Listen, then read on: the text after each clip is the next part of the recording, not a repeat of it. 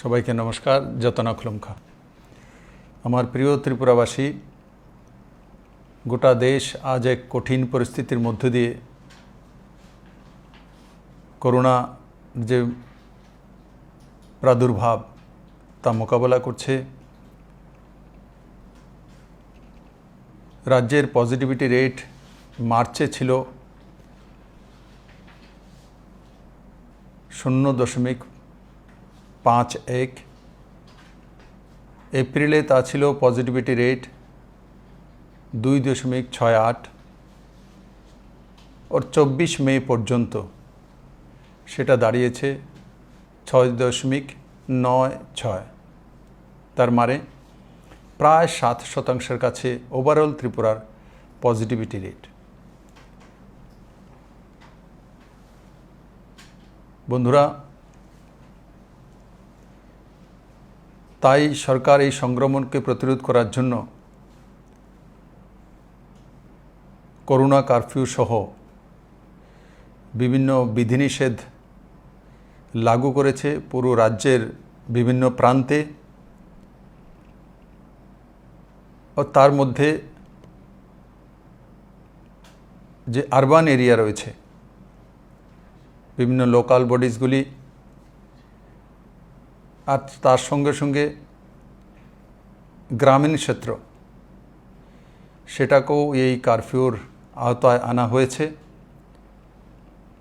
ও সকাল 6টা থেকে 12টা পর্যন্ত তার মধ্যে রিল্যাক্সেশন রয়েছে। আর তার পরবর্তী সময় সম্পূর্ণভাবে কারফিউ বলবৎ রয়েছে। বন্ধুরা, আমরা প্রথম যে করোনার ঢেউ ত্রিপুরাতে এসেছিল, সেটাকে আমরা এক ব্যবস্থার মাধ্যমে পরাজিত করতে অনেকটাই সক্ষম হয়েছিলাম। এবার দ্বিতীয় ঢেউ, এই দ্বিতীয় ঢেউ অনেকটাই বেশি প্রভাবিত করছে আমাদের দেশের বিভিন্ন প্রান্তে। আমাদের আগরতলা যে কর্পোরেশন রয়েছে, সেখানে পজিটিভিটি রেট রাজ্যের অন্যান্য প্রান্তের চাইতে অনেকটা বেশি এবং ঝুঁকিপূর্ণ। আমি আগরতলাবাসীর কাছে নিবেদন করব যে দৈনন্দিন জীবনে অসুবিধা হবে, বিভিন্ন পাবন্দি থাকবে, কিন্তু আগে আমার জীবনটা বড়। তার জন্য নিজে বাঁচার জন্য, নিজের পরিবারকে সুরক্ষিত রাখার জন্য কেন্দ্র এবং রাজ্য সরকারের যে দিশানির্দেশিকাগুলি আছে, সেগুলো কঠোরভাবে পালন করা। বন্ধুরা, আমরা তারই মধ্যে বিভিন্ন জেলাতে স্বাস্থ্য কাঠামোগুলো অনেকটা উন্নত করেছি। প্রথম যে করোনার ঢেউ ত্রিপুরাতে এসেছিল, তখন সেন্ট্রালাইজড শুধু জিবি হসপিটালই করোনার চিকিৎসার বা ডেডিকেটেড হসপিটাল ছিল কোভিড-19-এর। কিন্তু কম সময়ের মধ্যে রাজ্য সরকার আমাদের বিভিন্ন জেলাগুলিতে সেই কোভিড কেয়ার সেন্টার হোক, ডেডিকেটেড কোভিড হসপিটাল হোক, আইসোলেশনের বেড হোক, oxygen bed, oxygen concentrator, ventilator, ICU, এগুলো বড় মাত্রায় করতে সক্ষম হয়েছে। বন্ধুরা, আমরা ত্রিপুরাতে ভ্যাকসিনেশনও শুরু করেছি। মাননীয় প্রধানমন্ত্রীজির মার্গদর্শনে ত্রিপুরা বড় মাত্রায় যে ভ্যাকসিনেশনের নিয়ম কানুনগুলো মেনে প্রথমে যারা বুজুর্গ রয়েছেন তাদের জন্য পরবর্তী সময় 45-এর ঊর্ধ্বে আর তার সঙ্গে সঙ্গে 18 থেকে 44 বছর পর্যন্ত যাদের বয়সসীমা রয়েছে, আমরা সেই ভ্যাকসিনগুলো রাজ্যের বিভিন্ন প্রান্তে পৌঁছে ভ্যাকসিনেটেড করতে সক্ষম হয়েছি। আর ত্রিপুরা দেশের মধ্যে সর্বোচ্চ যে ভ্যাকসিনেশন হয়েছে সে রাজ্যগুলোর মধ্যে প্রথম স্থানে রয়েছে। প্রায় 28% মানুষের মধ্যে সে ডোজ পৌঁছে দিতে আমরা সক্ষম হয়েছি। ত্রিপুরা রাজ্যে যে প্রথম যে ডোজ সেটা 15,52,000 মানুষের মধ্যে পৌঁছে দিতে সক্ষম হয়েছি। আর তার সঙ্গে সঙ্গে দ্বিতীয় ডোজ সেটাও প্রায় 6.25 লাখ ত্রিপুরাবাসীর কাছে পৌঁছে দিতে স্বাস্থ্য মন্ত্রণালয় এবং বাকি যে অ্যাডমিনিস্ট্রেশন সে সক্ষম হয়েছে। তার জন্য আমি স্বাস্থ্য মন্ত্রণালয়ের সমস্ত সহযোগী কর্মীদেরকে অত্যন্ত ধন্যবাদ জানাই। বিভিন্ন ক্লাবগুলো উন্নত চিকিৎসার জন্য গোটা রাজ্যে dedicated covid health care centre, covid care centre আর তার সঙ্গে সঙ্গে অন্যান্য স্বাস্থ্য শিবির এই সবগুলোতে পর্যাপ্ত শয্যা, অক্সিজেনযুক্ত bed, oxygen concentrator, ventilator, ICU bed, প্রয়োজনীয় চিকিৎসার কাঠামোর প্রস্তুত করা হয়েছে। স্টেট সার্ভিলেন্স টিম গোটা রাজ্যে কোভিড চিকিৎসা কেন্দ্রগুলোর সঙ্গে যোগাযোগ স্থাপন করে চলছে, সমস্ত রকম প্রয়োজনীয় ব্যবস্থা নিচ্ছে। কোভিড ওয়ার রুম অর্থাৎ সমস্ত জেলাগুলিতে কল সেন্টার তৈরি করে সেখানে শিক্ষকদের দায়িত্ব দেওয়া হচ্ছে। কোভিড সংক্রান্ত যাবতীয় তথ্য সেখানে পাওয়া যাচ্ছে এবং সেখান থেকে রাজ্যের বিভিন্ন প্রান্তে সেগুলোকে পাঠিয়ে দেওয়া হচ্ছে। বন্ধুরা, আগরতলা পৌর নিগম এলাকাকে যখন কন্টেনমেন্ট জোন হিসাবে ঘোষণা করা হয়, তার সঙ্গে সঙ্গে রাজ্য সরকার সেই এলাকায় বসবাসকারী যারা নিডি ফ্যামিলি রয়েছেন, BPL, Antyodaya, priority house hold, তাছাড়া এপিএলের মধ্যে যারা গরিব রয়েছেন তাদেরকে খাদ্যদ্রব্য পাঠানোর জন্য প্যাকেটিংয়ের মাধ্যমে বাড়ি বাড়ি পৌঁছে দেওয়া হয়েছে। বন্ধুরা, এই কোভিড পরিস্থিতিকে মোকাবেলা করার জন্য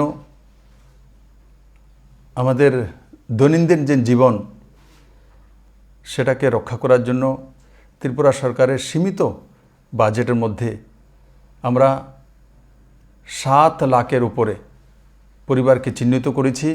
তার মধ্যে বিপিএল রয়েছে, অন্তোদয় রয়েছে, প্রায়োরিটি হাউস রয়েছে এবং এপিএল মধ্যে যারা গরিব, যারা নিডি তারা রয়েছে। এই সমস্ত 7 লাখ ত্রিপুরাবাসীর যে পরিবার রয়েছে সেই পরিবারের জন্য আমরা প্রতি পরিবার পিছু 1,000 টাকা করে ডিবিটির মাধ্যমে তার অ্যাকাউন্টে ট্রান্সফার করার ব্যবস্থা, আর তাতে 70 কোটি টাকা ত্রিপুরা সরকারের খরচা হবে। আর তার সঙ্গে সঙ্গে 10 কিলো চাউল, 2 কেজি ডাল, 1 লিটার ভোজ্য তেল, 3 কেজি আলু, 2 কেজি পেঁয়াজ, লবণ 1 কেজি, 200 গ্রাম গরু দুধ, 500 গ্রাম সয়াবিন, এই সমস্ত ব্যবস্থা করা হয়েছে। আর তাতে সরকারের ব্যয় হবে 80 কোটি টাকার উপরে। বিশেষ করে অর্থনৈতিকভাবে অসচ্ছল মানুষের কথা বিবেচনা করে 15 থেকে 20 দিনের মধ্যে বড় মাত্রায় এমজিএন রেগা এবং 2Wave কাজের ব্যবস্থা রাজ্য সরকার করতে সক্ষম হয়েছে। এই শ্রম দিবস তৈরিতে 2Wave জন্য রাজ্য সরকার ব্যয় হবে 25 কোটি টাকা, আর রেগা শ্রম দিবস তৈরিতে ব্যয় হবে 332 কোটি টাকা। আর তার সঙ্গে সঙ্গে যে আমাদের রাজ্যে 4 লক্ষের উপরে সোশ্যাল পেনশন যে ভাতা প্রাপক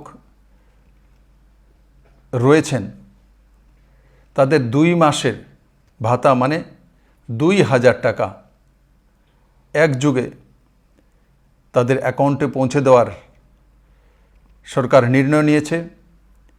তাতে 72 কোটি টাকা রাজ্য সরকারের বাজেট থেকে যাবে। সব মিলিয়ে সরকারের ব্যয় হবে 579 কোটি টাকা। বাক্সানো হাসতে হাফাংনি বকাতেই কোভিড জারাও বেবাক শেখ সুবিধা মানথক থং আপনি বাগৈ বেবাগৈ 579 করোর রাং শিরাই সুবিধায় রেজাগৈ তঙ্গ চিনি হাফাং যতনি হামকরাই নায়ো যতন কামকরং তংবাইদি। বন্ধুরা, এই কোভিড পরিস্থিতিতে আমরা জানি যে আমাদের এখানে দিনমজুর রয়েছেন, রিক্সাপোলার রয়েছেন, অটো চালক রয়েছেন, বিপিএল পরিবার, এপিএলের মধ্যে গরিব পরিবার, প্রায়োরিটি হাউস হোল্ড, ওর সঙ্গে সঙ্গে যারা রেশন বাজার মালের দোকান, যারা পার্লার চালান, যাদের যে সেলুনের দোকান রয়েছে, ডেকোরেটর রয়েছে, শিল্পী বন্ধুরা রয়েছে, হকাররা রয়েছে, এ সবার জন্য চিন্তা করে একযোগে সরকার এই যে 7 লক্ষ পরিবারের যে যোজনা নিয়ে এসছে, তার পেছনে একটাই কারণ যে আলাদা আলাদা করে বেড না করে একসঙ্গে 7 লক্ষ পরিবার, এই যেই নামগুলো আমি নিলাম, এই সবগুলো এই 7 লক্ষ পরিবারের মধ্যে চলে আসে। তার জন্য তার অ্যাকাউন্টে 1000 টাকা করে পাঠিয়ে দেওয়া, আর তার সঙ্গে সঙ্গে তার পরিবারের খাবার ব্যবস্থা করা, তার প্যাকেট তার পরিবারের কাছে পৌঁছে দেওয়া। তার মধ্যে রেশনিং সিস্টেম, ভলেন্টিয়ার্স এবং ডিস্ট্রিক্টের অ্যাডমিনিস্ট্রেশন কাজ করবে। আর যে প্যাকেজটার বিষয়ে আমি বললাম যে 579 কোটি টাকা, নিশ্চিত এই সময় সেটা ত্রিপুরাবাসীর কল্যাণে সুন্দর ভূমিকা পালন করবে। বন্ধুরা, রাজ্য সরকারের আয় সীমিত রয়েছে, আপনারা সবাই অবগত আছেন, এবং তার মধ্যে দিয়েও আপনারা প্রথমেও দেখেছেন এই কোভিড পরিস্থিতির মধ্যে দিয়েও সরকারি কর্মচারীদেরকে এই সরকার 3% দিয়ে দিয়েছে। একমাত্র রাজ্য ত্রিপুরা যে কি কোভিড পরিস্থিতিতে সরকারি কর্মচারীদের বেতন কাটা হয়নি, তাকে ইনস্টলমেন্টে দেওয়া হয়নি, ওর অতিরিক্ত 3% দিয়ে দেওয়ার ব্যবস্থা করেছে। আর আজকে যে পরিস্থিতি মোকাবেলার জন্য রাজ্য সরকার সম্পূর্ণভাবে তৈরি রয়েছে।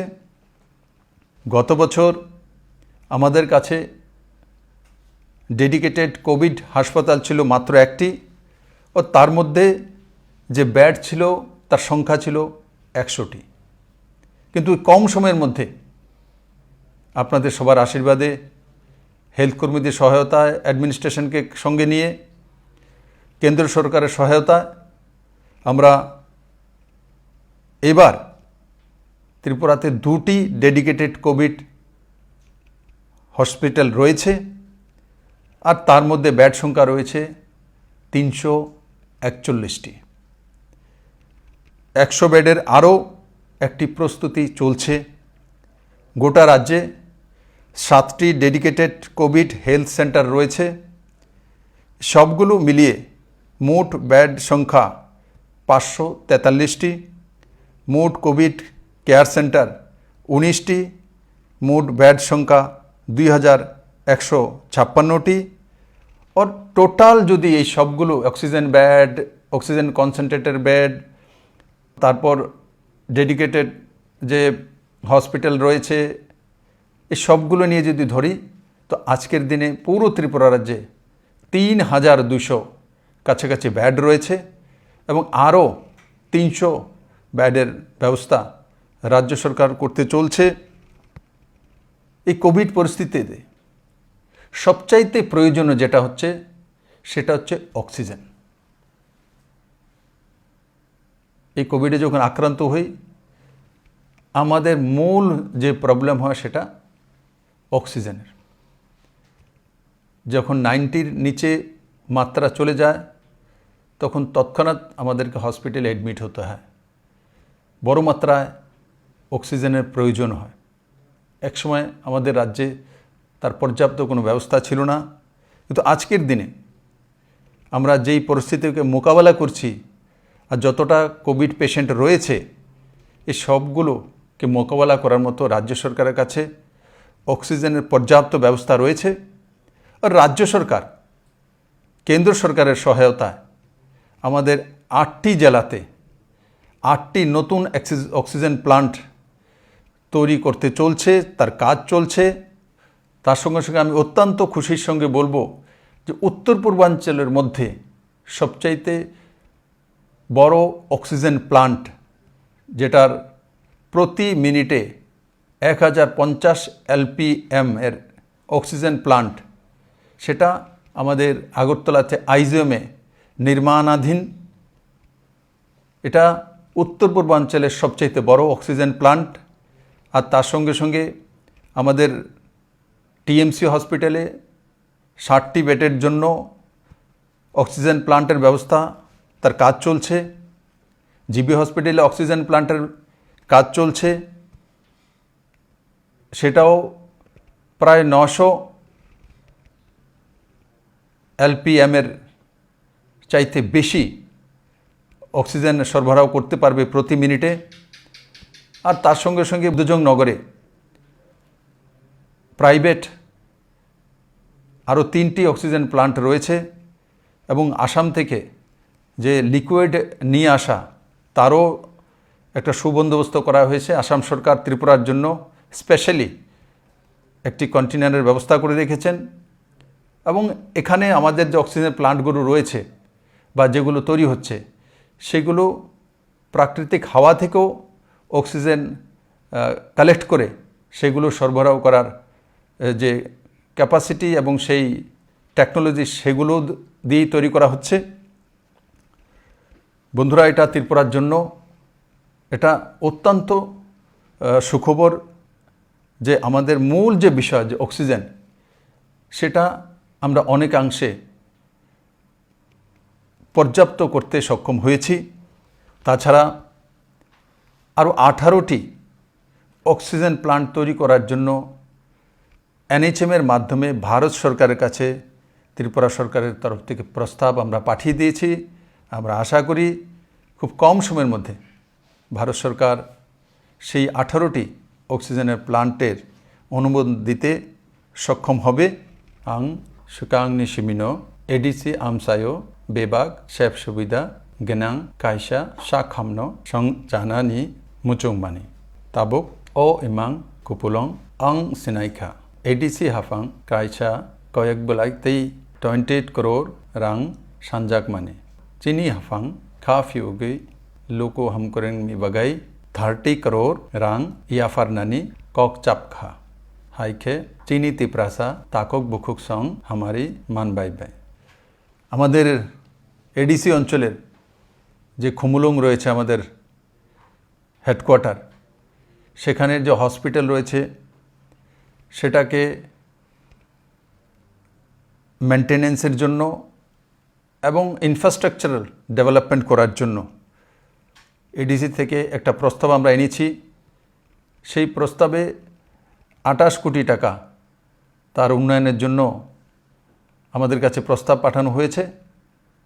আমি অত্যন্ত খুশির সঙ্গে আপনাদের মাধ্যমে রাখতে চাইছি 28 নয়, এই সরকার 30 কোটি টাকা তার জন্য বরাদ্দ করবে এবং তার সঙ্গে সঙ্গে যে অক্সিজেন প্লান্ট, ত্রিপুরা সরকারের নিজস্ব বাজেট থেকে একটা সেখানে অত্যাধুনিক অক্সিজেন প্লান্টেরও ব্যবস্থা করে দেওয়া হবে, যাতে আমার ওই অঞ্চলের জনজাতি ভাই বোনেরা উপকৃত হতে পারে।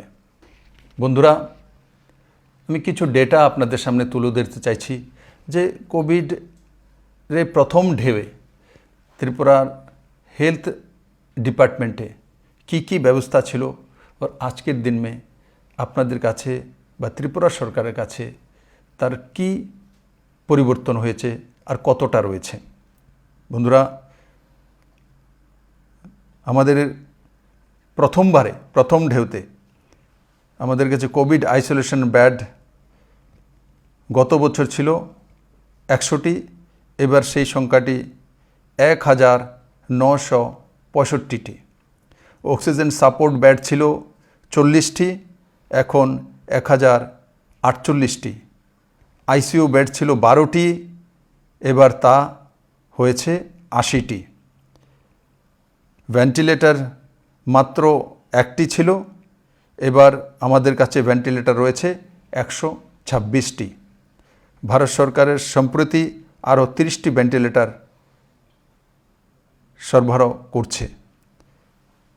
বিএলএস অ্যাম্বুলেন্সের সংখ্যা, যেগুলোকে লাইফ সাপোর্ট অ্যাম্বুলেন্স বলে, এই প্রথমবার কোভিডের সময়ই ত্রিপুরাতে এসেছিল, সেখানে 50টি ছিল, এবার আরও 11টি যোগ করে সেটা 61টিতে পরিণত হয়েছে। ডোনার ফান্ড থেকে, ডোনার মিনিস্ট্রির মাধ্যমে আরও 26টি অ্যাম্বুলেন্স দেওয়ার প্রস্তাব স্বীকৃত হয়েছে খুব কম সময়ের মধ্যে। সেগুলো ত্রিপুরাবাসীর সেবায় নিয়োজিত হবে।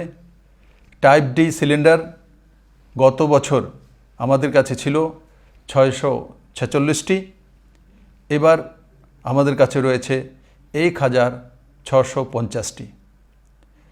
আর তার সঙ্গে সঙ্গে আরও 2700টি কেনার প্রক্রিয়াধীন রয়েছে।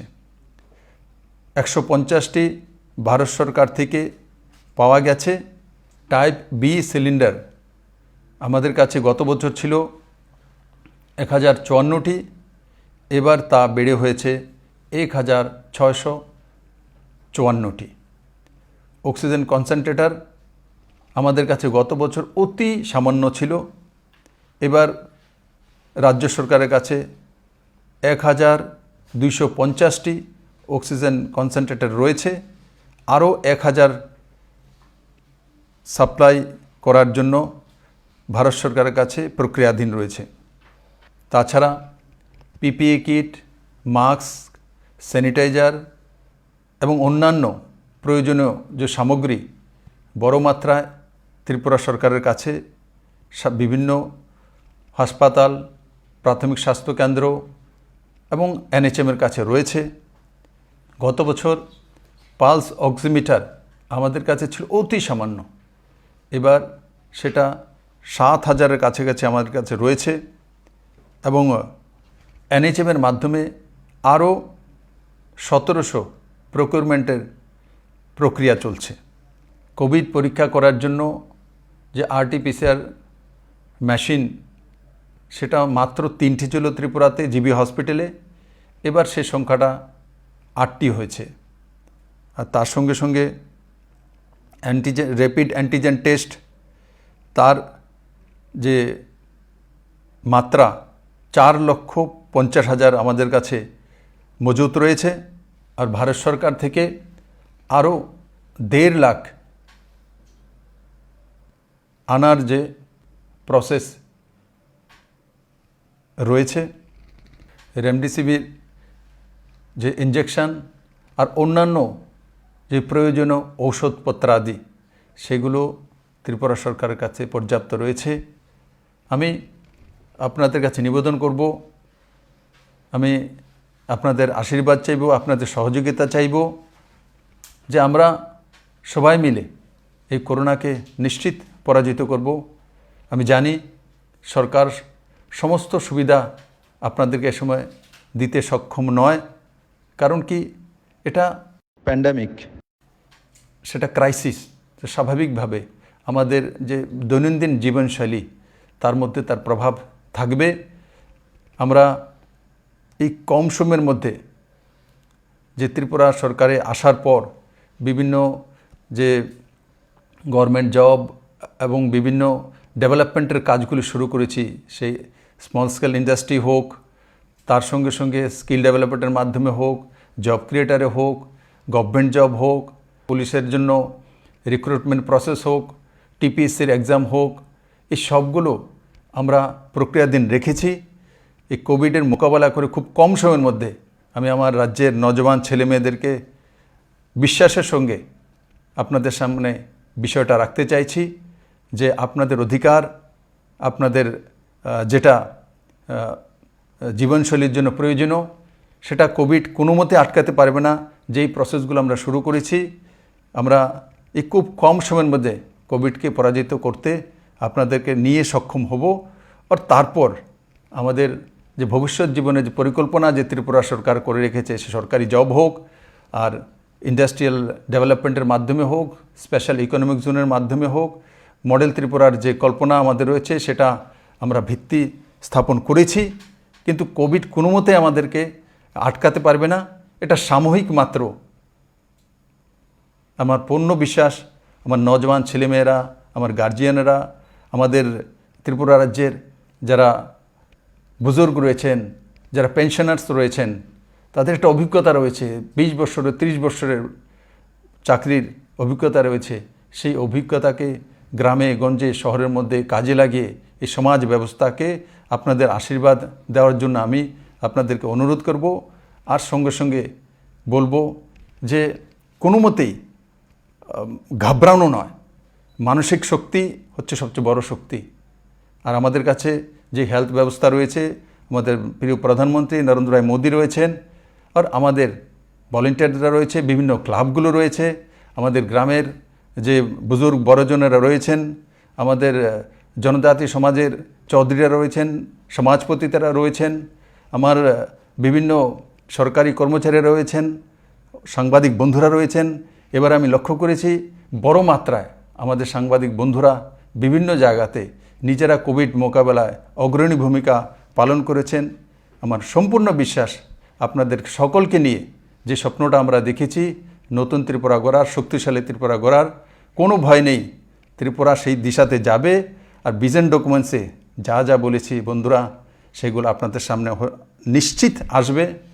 এই কোভিডের কারণে 1 বছর আর এখন আবার 2 মাস এই সরকারের কাছ থেকে চলে যাচ্ছে, কিন্তু এই সময়টাকে কিভাবে আবার স্পিডে রিকভারি করা তার রাস্তায় সরকার তৈরি করছে। এবং স্বনির্ভর ত্রিপুরা তৈরি করার জন্য আপনাদের সাহায্য চাই, সহযোগিতা চাই, আশীর্বাদ চাই। আপনারা সবাই ভালো থাকুন, সুস্থ থাকুন, ঘরে থাকুন আর বিধিনিষেধ মেনে চলুন। সবাইকে অনেক অনেক ধন্যবাদ। জয় হিন্দ।